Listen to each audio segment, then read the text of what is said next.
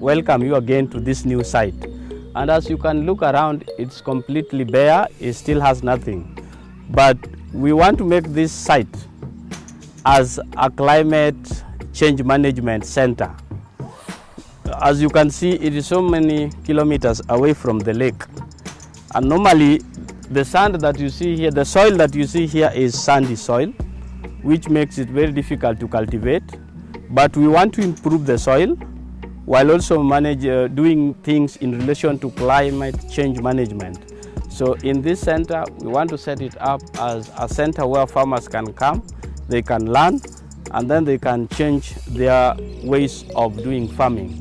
So what we want to do here predominantly is climate smart agriculture, but we want to use a method called farming God's way.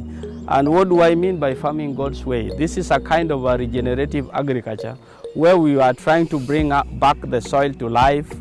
We are trying to bring up everything back to normal, and we want to focus much on how can we improve the soils, how can we make the soil productive while using it but not destroying it. So I'll take you to a very example that we have started with, because predominantly we shall be having demonstration plots, very small pieces of land here, and at the same time we are privileged to partner with Marafiki wa Kenya. Marafiki wa Kenya is a small organization that has been started by Pat and Rod, and we are trying to promote local farmers to get water and to do farming. And as you can look here, this project of digging a well has been funded by Marafiki wa Kenya. That is coordinated by Patricia and Rod.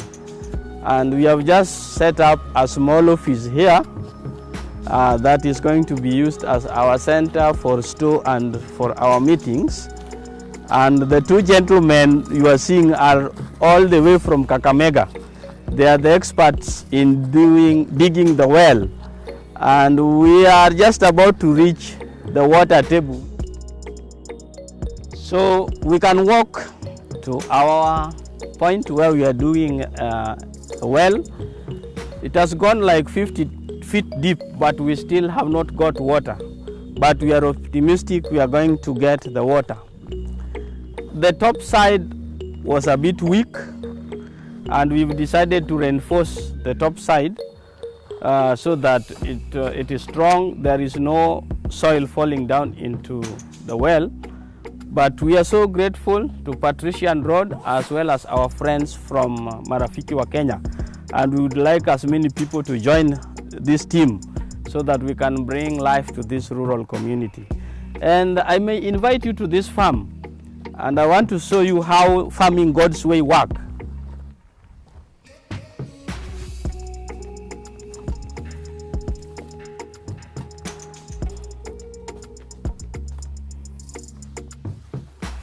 This is a farm that we have just turned the soil once, and we will not turn the soil again. And if you can compare the corn that you have seen out there, they were so poor. But we have decided to demonstrate for the people, because you see they like producing corn, but it is not good. According to the agroecological zoning for this region, maize is not good for our region.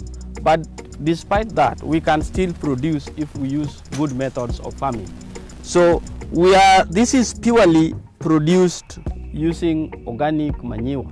And the one we are promoting here is called biochar. Biochar is a kind of a charcoal that is produced and fortified by some nutrients. And as you can see, we are purely on organic farming. And this center will be based on organic farming, climate change management, and we are going to use the farming God's way. You can come up close and you can take a video of this.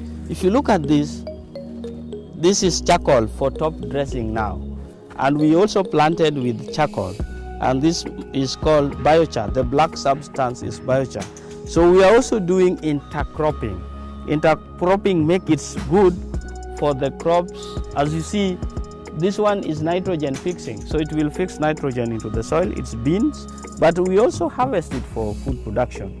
And you can look at the maize. It's very healthy, very sturdy, very strong, and it has started cobbing, and it's barely 1.5 months old.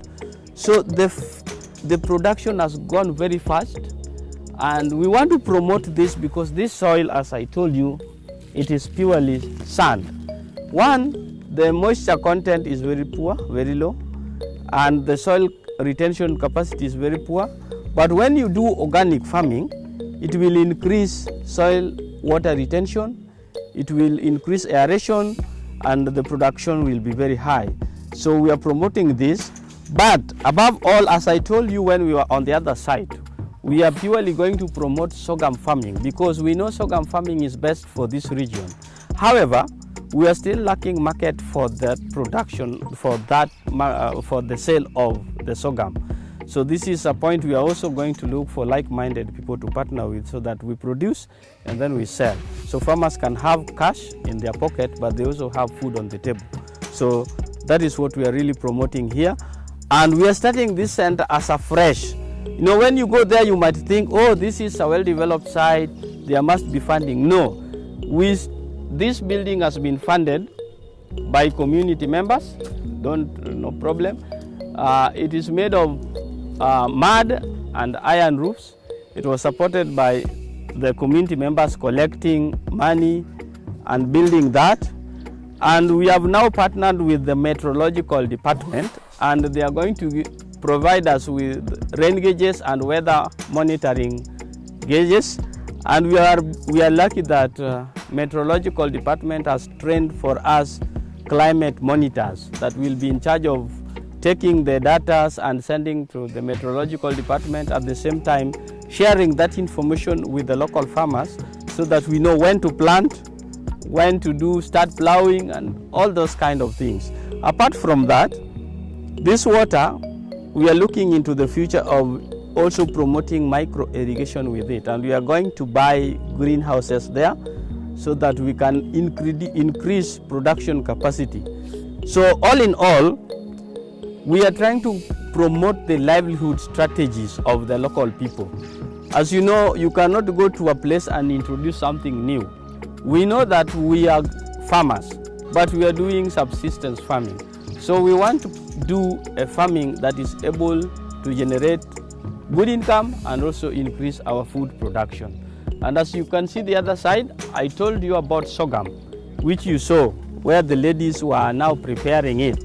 So sorghum works well with cassava. So we are also promoting cassava production so that after producing sorghum, we mix with cassava, and then we are able to get good cooking flour that is also nutritious, unlike maize. So despite that we have done the maize, we've done it to show the people that, okay, if you want to do maize, do it this way. Do it organically and it's able to produce more. But if all in all, our intention is to produce climate-friendly crops like sorghum, like cassava, finger millet, those hardy crops. So actually we call them orphan crops because people have neglected them now, but they are the best to survive in this region. So I want to thank you once more for taking your time to be with us, and I hope this is not going to be your first and last time. You will come again, and when you come, you will see new developments. Like we want to build another training ground here, another training place.